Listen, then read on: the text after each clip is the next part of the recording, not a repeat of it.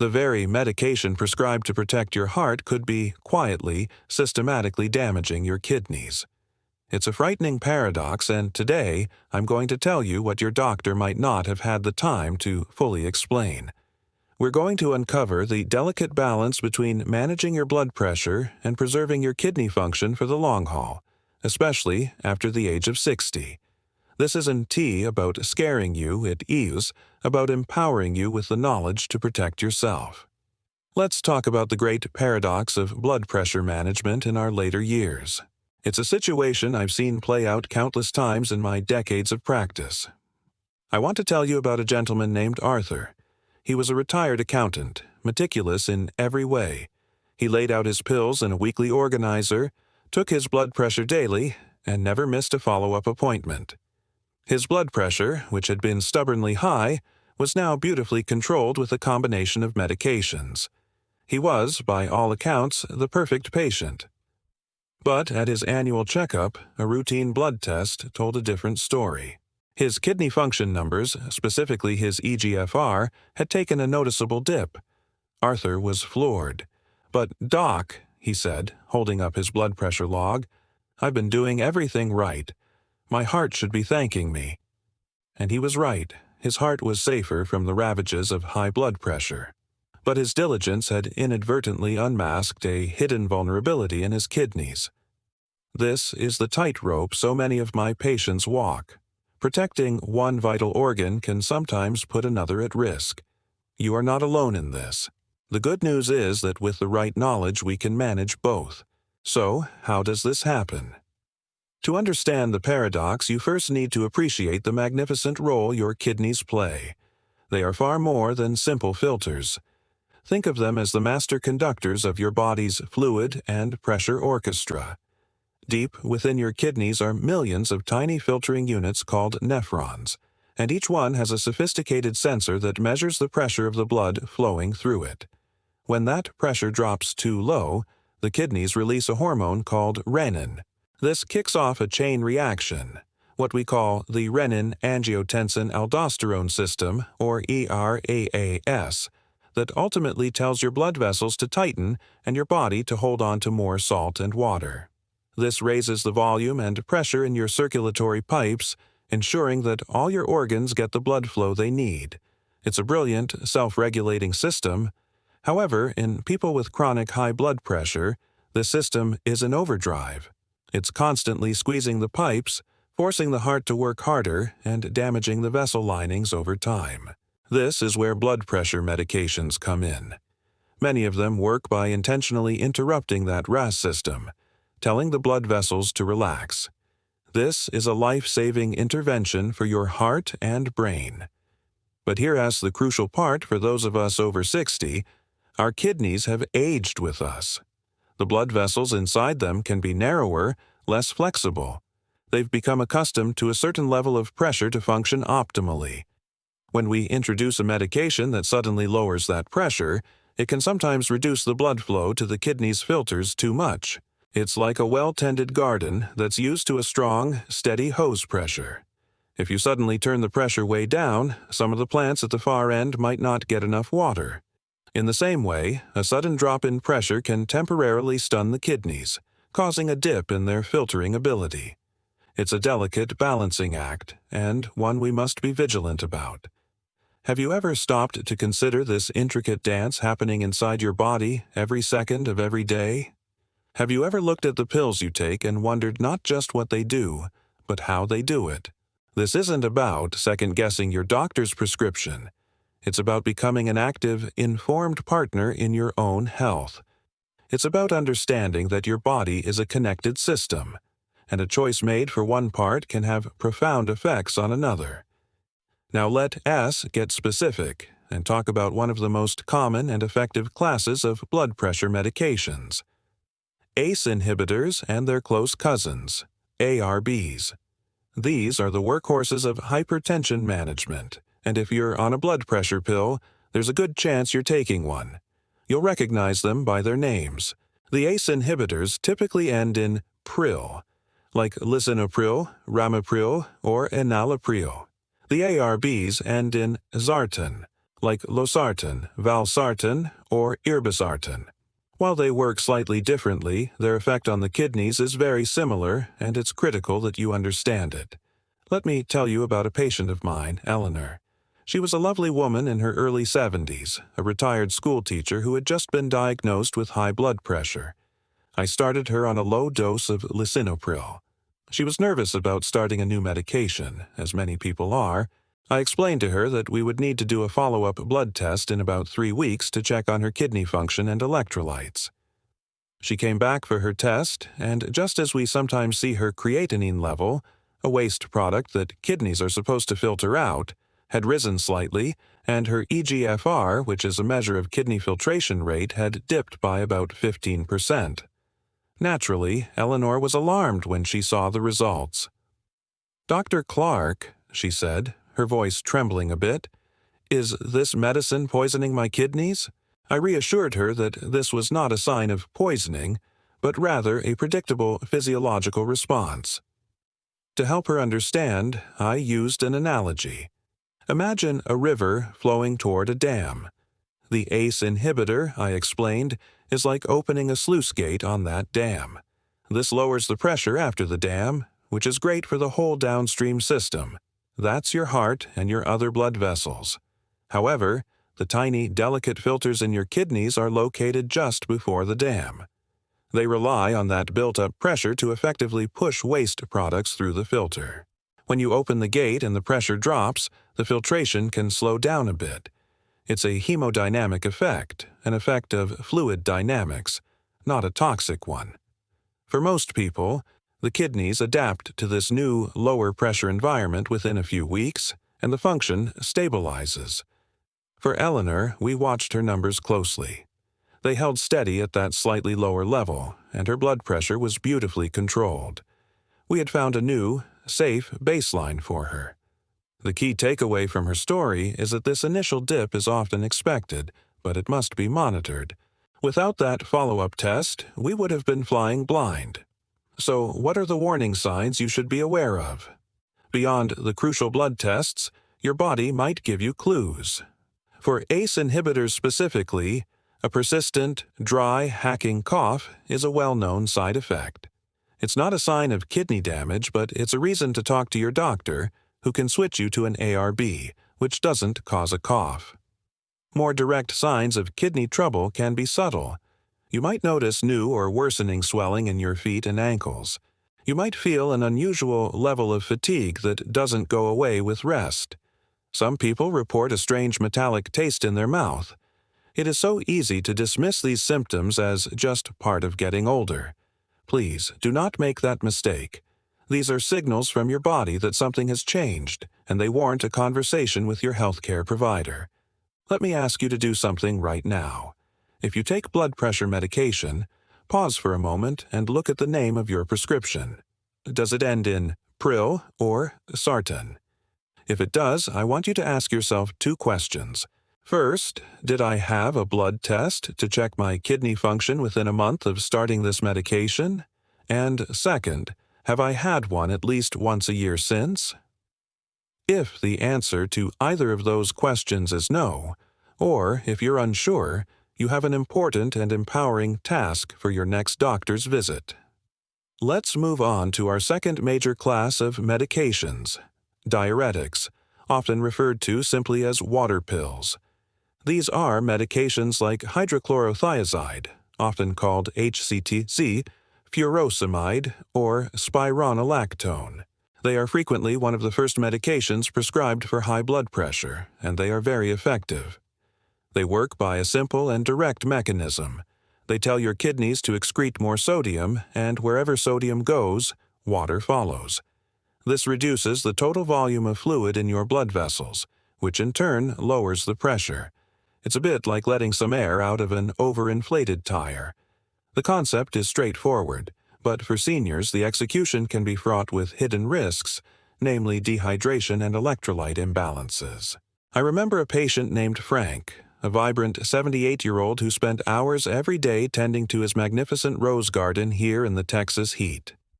He was on HCTZ for his blood pressure. One summer afternoon, his daughter found him feeling dizzy and confused in his garden shed. He was weak, and his muscles were cramping painfully. At the hospital, we discovered the problem.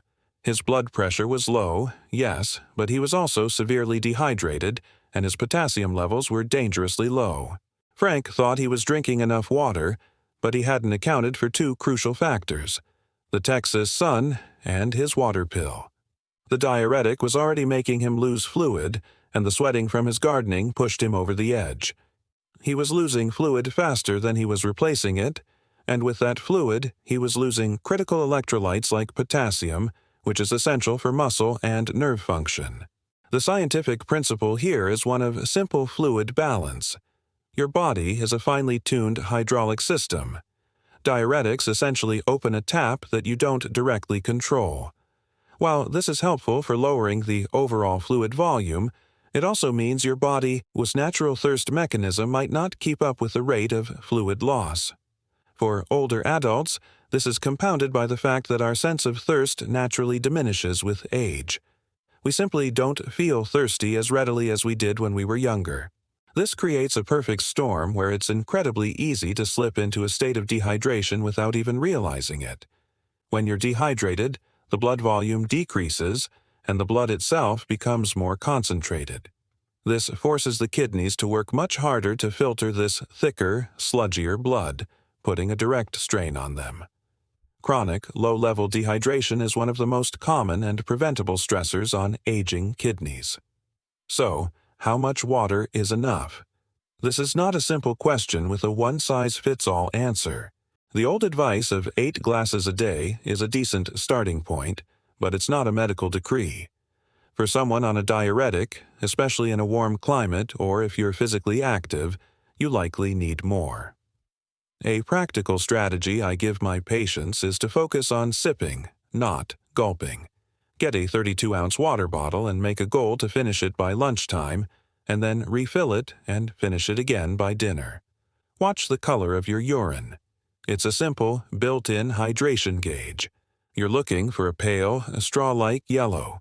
If it's dark apple juice color, you are not drinking enough. And remember, beverages like coffee and tea can have a mild diuretic effect themselves, so they aren't the best primary sources for hydration. Pure water is king. I want you to reflect on your own habits for a moment. Do you wait until you feel thirsty to drink, or do you proactively hydrate throughout the day? Do you ever experience unexplained dizziness, fatigue, or muscle cramps? It's easy to blame these things on age, but they could be your body's quiet plea for more water, especially if you're taking a diuretic. This isn't just about quenching thirst. It's about providing your kidneys with the fundamental resource they need to do their job and protect you for years to come. There is a hidden danger lurking not in your prescription bottles, but in your medicine cabinet, right next to the bandages and antacids. It's a danger that arises from a seemingly innocent combination: taking common over-the-counter pain relievers while you are on blood pressure medication. I am talking about a class of drugs called NSAIDs, which stands for non-steroidal anti-inflammatory drugs. You know them by their brand names, Advil and Motrin, which are ibuprofen, and Aleve, which is naproxen. Millions of people reach for these every day to soothe an aching back, a throbbing headache, or the chronic pain of arthritis. For most people, occasional use is perfectly safe. But for an older adult on certain blood pressure medications, regular use of NSAIDs can be a recipe for acute kidney injury. I'll never forget Brenda. She was a wonderfully resilient woman in her late 60s who suffered from significant osteoarthritis in her knees. It was bone on bone, she'd say. She was also on an ARB, losartan, for her blood pressure. To manage her daily knee pain and stay active, she was taking the maximum recommended dose of ibuprofen every single day, just as the bottle directed. She didn't see it as a real medication because she could buy it at the grocery store. Over the course of a few months, she started feeling progressively more tired and her ankles began to swell. Her family chalked it up to her age and arthritis. It wasn't until a routine blood test showed a dramatic spike in her creatinine that we uncovered the cause. The combination of her blood pressure pill and the daily ibuprofen was constricting the blood flow to her kidneys to a critical degree. We stopped the ibuprofen immediately, managed her pain with other methods, and thankfully, her kidney function slowly returned to its baseline. Brenda's story is a stark reminder that over-the-counter does not mean without risk. Let's dive into the science of why this combination is so perilous. It's all about blood flow dynamics at a microscopic level within the kidney. Think of the main filtering unit in your kidney, the glomerulus, as a tiny, complex coffee filter. To work properly, it needs blood to come in, and it needs blood to go out. The flow is controlled by two small arteries. The afferent arteriole brings blood in, and the efferent arteriole takes blood out. Now, your body produces substances called prostaglandins that help keep the in artery wide open, ensuring a healthy flow of blood to the filter. NSAIDs, like ibuprofen and naproxen, work by blocking the production of these very prostaglandins. So, when you take an NSAID, you are essentially pinching the in pipe. Meanwhile, medications like ACE inhibitors and ARBs, which we discussed earlier, work their magic by relaxing the out pipe, the efferent arteriole. This is how they lower pressure system-wide. Now, can you see the problem? If you are taking both medications at the same time, you are pinching the artery coming in and widening the artery going out. This double whammy causes a drastic drop in pressure right at the filter. The flow of blood through the filter can slow to a trickle, starving the delicate kidney cells of the oxygen and nutrients they need to survive. It's a classic case of two individually helpful interventions creating a dangerous conflict when combined. So, what can you do for pain? This is a critical question because pain is real and deserves to be treated. The first and most important step is to talk to your doctor. For many types of pain, the safest first choice is acetaminophen, brand name Tylenol. It works through different pathways in the body and does not interfere with prostaglandins in the kidney. However, it's crucial to stay within the recommended daily dosage, as too much acetaminophen can harm the liver. Other safer alternatives include topical treatments, creams, gels, and patches that you apply directly to the sore area. Things like topical NSAIDs, lidocaine patches, or capsaicin cream can provide significant relief with minimal absorption into the bloodstream. And we must never underestimate the power of non-drug therapies like physical therapy, gentle exercise, heat and ice applications, and mindfulness techniques. Take a mental inventory of your own medicine cabinet right now. What do you reach for when pain strikes?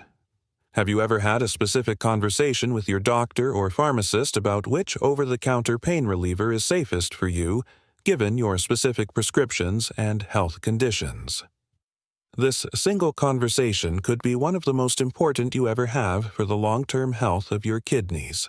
Knowledge is power, but data is what allows you to use that power effectively. When we're managing the delicate balance between heart protection and kidney preservation, we cannot afford to guess. We must test. Having a consistent, well-understood testing schedule is not just a good idea. It is the cornerstone of safe and effective blood pressure management in your senior years. It's the early warning system that allows us and your doctor to make small, intelligent adjustments before a minor issue becomes a major problem. I want to share a positive story with you, the story of a patient named Richard. Richard was a retired engineer, and he brought his engineer's mindset to his own health.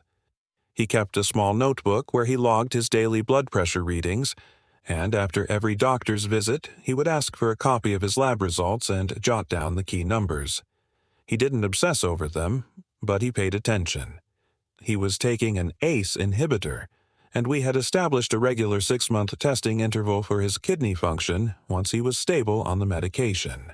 At one of his routine checks, his eGFR, that measure of kidney filtration, had dropped from 65 to 58. It was not a huge drop, and he felt perfectly fine. Many people might have ignored it, but Richard, being Richard, saw the trend. He brought it up at his appointment. That small data-driven observation opened up a crucial conversation. We reviewed his medications and realized he had recently started taking a daily NSAID for tennis elbow on the advice of a friend. That was the culprit. We switched his pain reliever, and at his next checkup, his eGFR was back up to 64.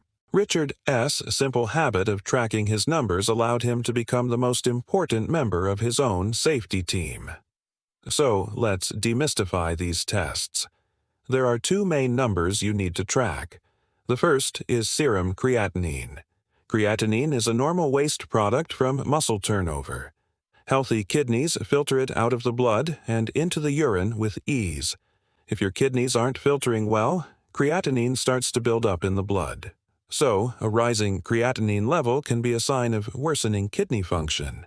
The second, and perhaps more important number, is the eGFR, which stands for Estimated Glomerular Filtration Rate.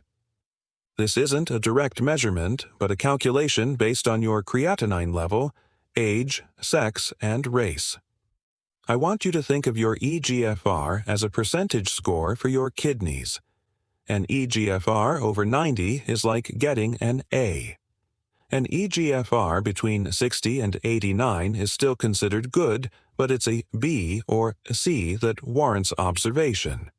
Once it drops below 60 for more than 3 months, that is the technical definition of chronic kidney disease. This number is your single best indicator of overall kidney function. What should the schedule look like? Here is a practical guideline. Anytime you start or increase the dose of an ACE inhibitor, an ARB, or a diuretic, you should have a baseline kidney function test done before you start, and a follow-up test within 2 to 4 weeks. This is to catch that initial hemodynamic stun we talked about earlier and make sure your kidneys are adapting well. Once you are on a stable dose of your medication and your numbers are good, a routine check every 6 to 12 months is generally sufficient for most people. If you have other conditions like diabetes, or if your function is already reduced, your doctor will likely recommend more frequent testing. The key is to establish a regular rhythm so you can track trends over time. When should you call your doctor outside of this schedule? You should call if you notice new or worsening symptoms like swelling in your legs, persistent fatigue, loss of appetite, or a change in your urination patterns. And you should absolutely call them before you start taking any new medication, even an over-the-counter one, especially an NSAID. I encourage you to ask your doctor for a copy of your next lab report. Look for the creatinine and eGFR values. Do you know what your numbers are? Do you know what your baseline is? This isn't about becoming your own doctor. It's about having the data to ask better questions and to be a more engaged, proactive participant in your journey to a long and healthy life. We've talked a lot about the potential risks and the importance of monitoring, but now I want to shift our focus to the wonderfully proactive and empowering things you can do every single day to protect your kidneys while on blood pressure medication. This isn't about passively waiting for the next blood test. It's about actively creating an internal environment where your kidneys can thrive despite the challenges. We're going to focus on 2 fundamental pillars: strategic hydration and kidney-supportive nutrition. Let me introduce you to Maria. She was a delightful woman in her mid-70s who was managing both high blood pressure and early-stage kidney disease. She felt caught, worried that the medications helping her heart were a necessary evil for her kidneys. She wanted to do something that made her feel in control. We worked together on a plan that focused not just on what she ate and drank, but when and how. She was taking a diuretic, so we made a simple but profound change. She would take her pill first thing in the morning with a full glass of water. Then, she made it her mission to drink water consistently throughout the morning and early afternoon. She would consciously taper her fluid intake in the evening to avoid having her sleep interrupted by trips to the bathroom. This simple timing strategy ensured she was replenishing the fluids her diuretic was helping her lose, preventing the low-grade dehydration that puts so much stress on the kidneys. The science behind this is elegantly simple. Water is the solvent for life.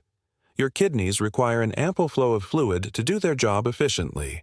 Think of it like washing a muddy car. If you only have a tiny trickle of water, you have to scrub much harder to get the dirt off. But if you have a strong, steady flow, the mud washes away easily. It's the same for your kidneys. When you are well hydrated, the blood volume is optimal, and the concentration of waste products is lower, making it easy for the kidneys to filter everything out. Chronic dehydration forces them to work in low-flow conditions, which over time can cause wear and tear.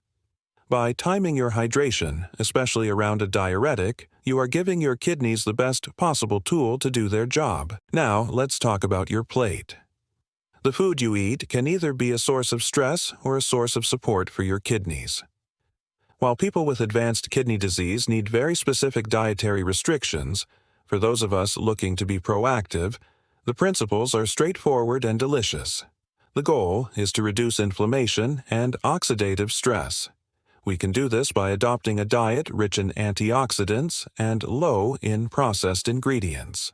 This often looks a lot like the DASH diet. Focus on brightly colored fruits and vegetables.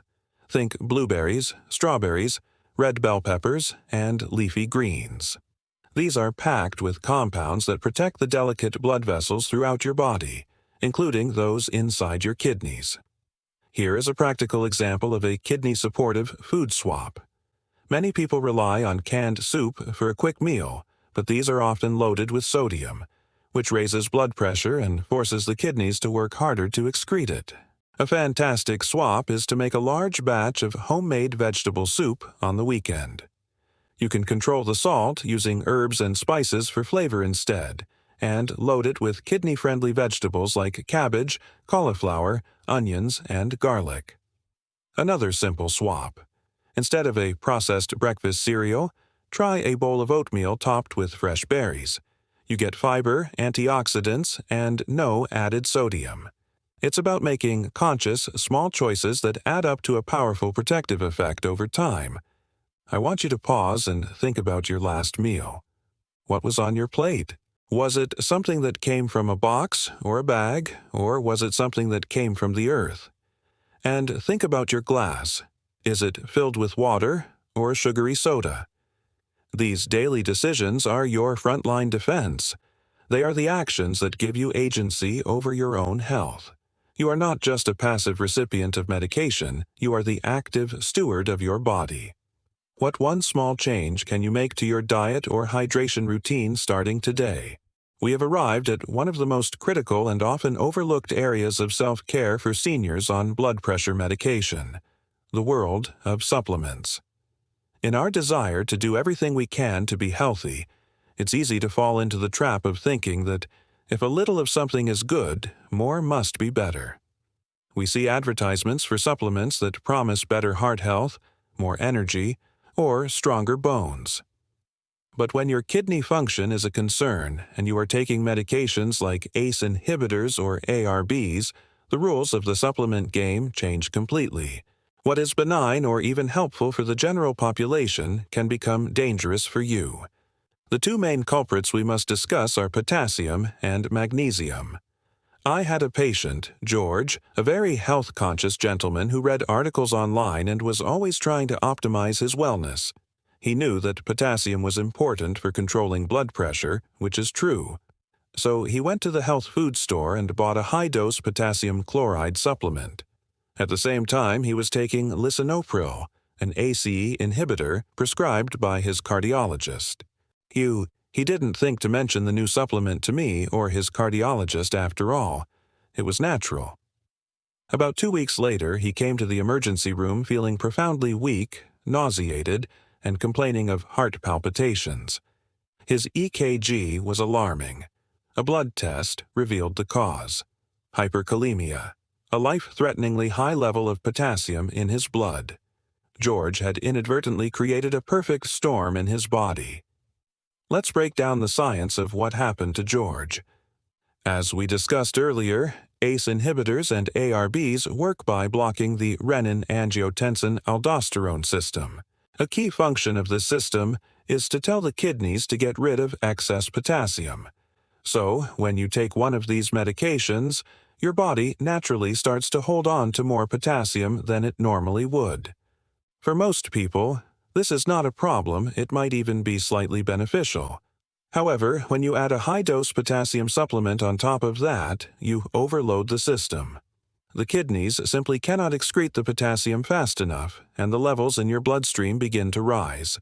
High potassium is incredibly dangerous because it interferes with the electrical signaling in your body, particularly in the heart, and can lead to fatal cardiac arrhythmias.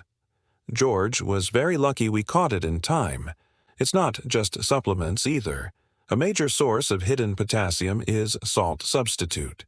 Many people, in an effort to lower their sodium intake, switch to products like new salt or no salt. If you look at the ingredients list, the primary ingredient is potassium chloride. Sprinkling this generously on your food while taking an ACE inhibitor or ARB is the same as taking a potassium pill.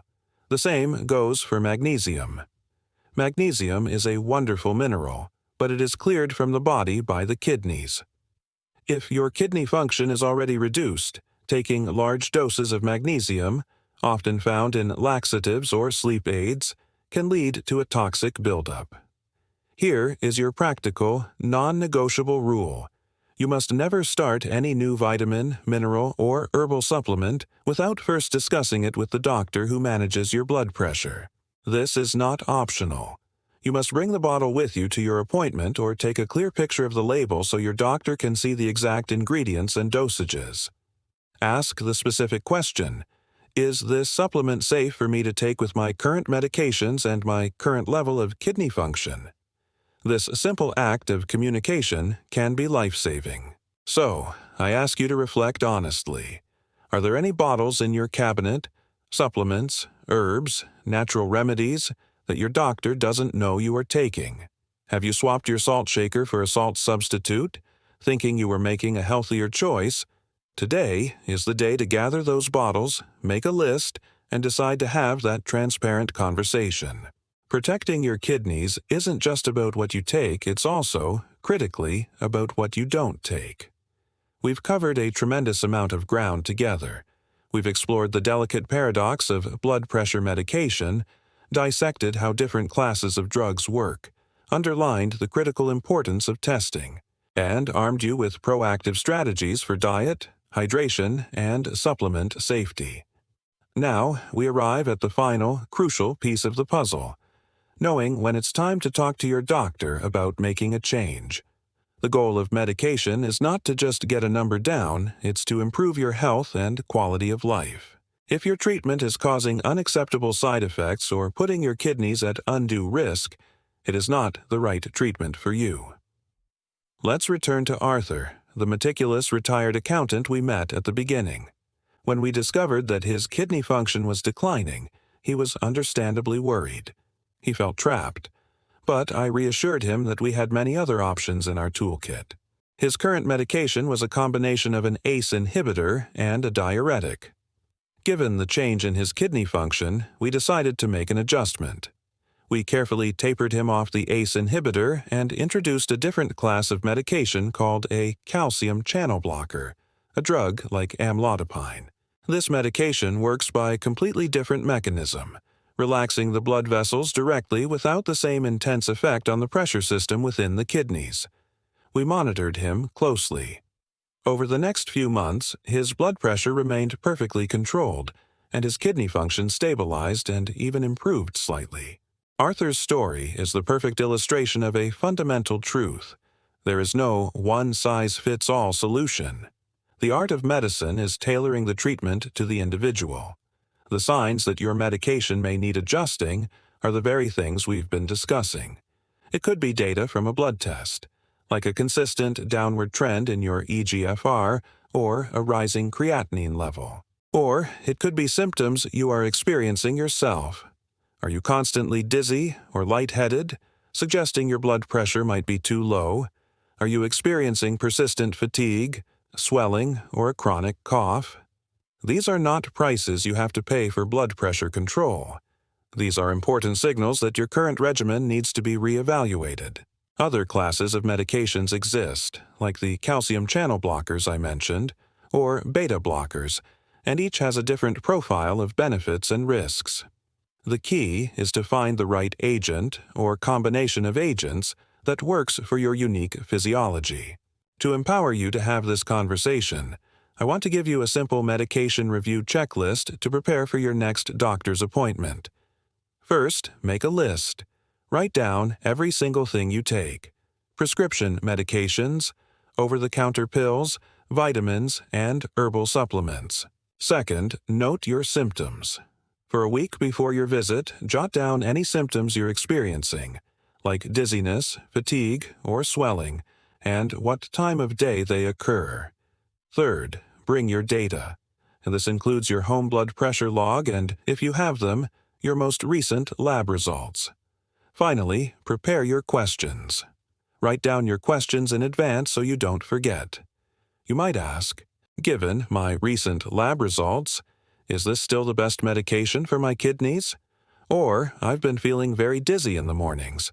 Could my dose be too high? You are the leading expert on your own body. Your doctor has medical expertise, but you have the lived experience. When you combine those two, you create an unstoppable partnership for good health. This journey is not about fearing your medication. It's about respecting it. It's about understanding that these powerful medicines require our active participation and vigilance.